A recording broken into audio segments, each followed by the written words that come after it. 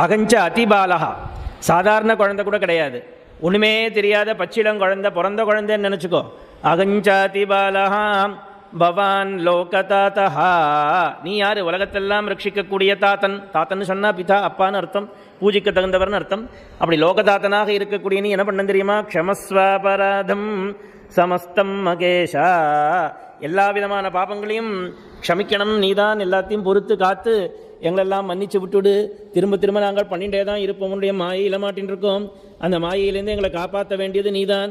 எப்படி பலவிதமான சூரர்கள் எல்லாரையும் ஜெயிச்சையோ அதே மாதிரி எங்களுடைய மாயையும் நீயே ஜெயிப்பதற்கு எங்களுக்கு துணையாக இருக்கணும். முருகா சகஸ்ரண்ட போக்தாத் त्वया शूरनामा हतस्तारकः सिंहवक्त्रश्च दैत्यः ममान्तर्हृदिस्थं मनक्लेशमेकं न हंसि प्रभो किं करोमि क्वयामि.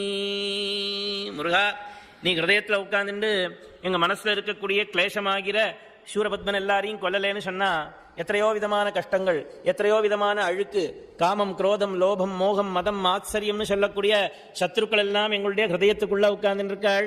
ஒவ்வொருத்தரும் ஒரு சூரபத்மன் இல்லை, கோடி சூரபத்மனுக்கு சமமாக இருக்கக்கூடியவா. ஒரு சூரபத்மனா நீ அழிச்சிருக்கலாம், எங்கள் மனசில் ஆயிரக்கணக்கான சூரபத்மர்கள்லாம் உட்கார்ந்துருக்காளே. அப்பேற்பட்ட சூரபத்மர்கள்லாம் நீ அழிக்க வேண்டாமா? மமாந்தர்ஹிருதிஸ்தம் மனக்லேஷமேகம். ஒரு கிளேசமா, ரெண்டு கிளேசமா, எத்தனை கிளேசங்கள் இருக்கு. இது எல்லாத்தையும் நீ என்ன பண்ண தெரியுமா? எப்பதான் அழிக்க போற சொல்லு, நான் எங்க போவேன்? உன்னை விட்டா வேற எனக்கு கதி யார் இருக்கா? முருகா நகம்சி பிரபோ, இன்னுமே அழிக்காம இருக்கியா? இத்தனை நாழியா கூப்பிட்டு இருக்கேனே முருகா, குமாரா, குகா, சேனாபதே, ஸ்கந்தானெல்லாம் சொல்லிட்டு இருக்கேனே. கிங்கரோமி, நான் என்ன பண்ணுவேன்?